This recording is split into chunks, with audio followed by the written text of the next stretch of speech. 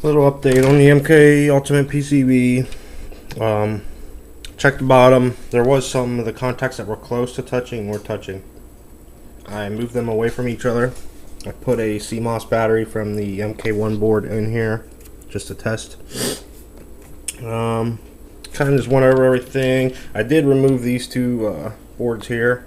I believe you said the security chip and the ROM or whatever, and put them back in. They looked okay.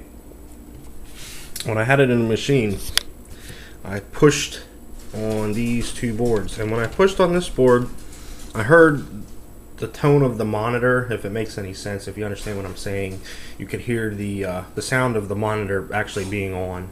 No picture, but you could just hear like kind of like a hum, I guess, like an electric hum.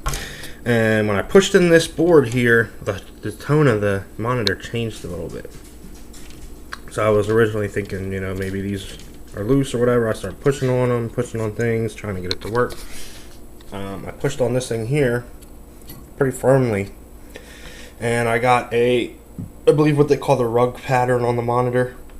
Just a bunch of jumbled garbage, nothing even close to resembling the game, but it was, I guess, the rug pattern that you do when you test the monitor. It almost looked like that, and that was only when I pushed really firmly on this.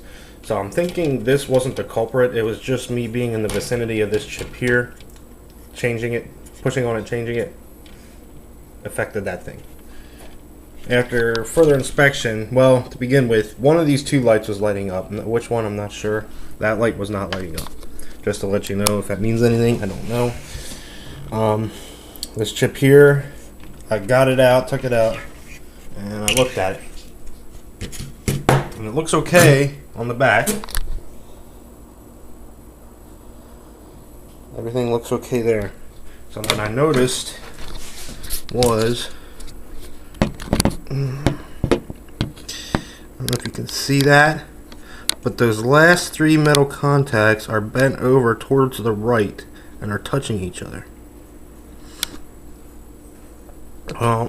This board looks like it's soldered to the main board here.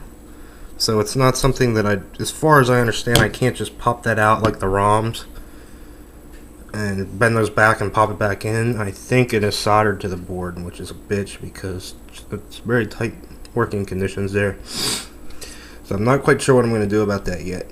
I probably just wait for your response, your expert opinion here. Every other side looks okay though. It's just this one side. I'm not sure what that chip is, what it does. It says, if you're interested, 1986 Ti, Texas Instruments chip, apparently by the logo, Ti. And a bunch of numbers that I'm sure mean something, but I don't know what they mean. So, not sure what that does, and if that's causing this board to not work. I'm sure that's part of the problem. If that's the only problem, you know how it goes. It's probably not. But that's definitely one thing that I noticed. So, if you could tell me what you think I should do. Can I bend those back? Can I resolder them? Which I'm not looking forward to because I'm not the best solderer. And to get them soldered tight to the board without touching is going to be pretty hard. As I was messing with the board, I also did hear some pops from the speakers. Mainly when I was around that chip that I showed you. So I'm thinking that's probably what it is. Let me upload this really quick and hopefully you can get a chance to look at it and tell me what to do. I may try to bend those pins out and resolder them for the time being.